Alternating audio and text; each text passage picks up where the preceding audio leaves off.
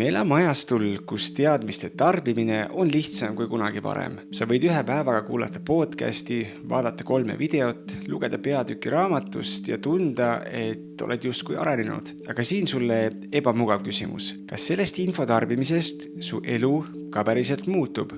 Või sa lihtsalt tead rohkem asju selle kohta, mida sa nagunii ei tee. Teadmine iseenesest ei muuda veel mitte midagi. Teadmine võib anda sulle tunde, et sa liigud edasi, aga väga tihti annab see lihtsalt arengu illusiooni. Sa tead juba, et peaksid paremini magama, sa tead, et peaksid vähem scrollima, sa tead, et peaksid ausamalt oma elu vaatama, sa tead võib-olla isegi seda, mis sind päriselt tagasi hoiab.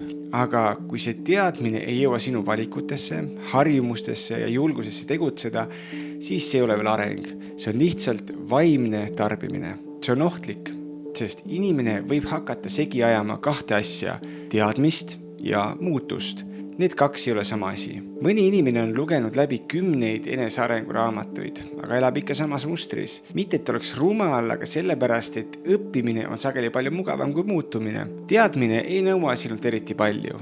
Muutus nõuab. See nõuab ebamugavust, ausust, harjumuste lõhkumist ja mõnikord ka loobumist mingist vanast identiteedist. See on koht, kus enamik inimesi jääb samasse kohta. Ja seni, kuni sa tarbid, sa saad tunda, et sa liigud, aga hetkel, kui sa peaksid midagi päriselt muutma, tekib vastupanu. Ja jälle, suurem osa keskkonnast, kus me täna oleme, on ehitatud nii, et sa jääksidki tarbima, mitte selleks, et sa muutuksid. Seepärast ongi võimalik tarbida väga palju tarkust ja jääda ikkagi samaks inimeseks.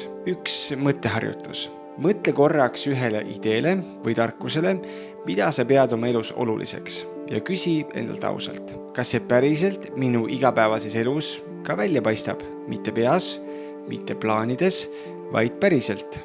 Sest kui see ei paista päriselt kuskilt välja, siis võib-olla sa ei ela seda veel. Sa lihtsalt tead seda. Ja see on koht, kus muutus tegelikult algab. Mitte siis, kui sa tead rohkem, vaid siis, kui sa otsustad teha midagi teistmoodi. Või lood endale keskkonna, mis seda otsust toetab.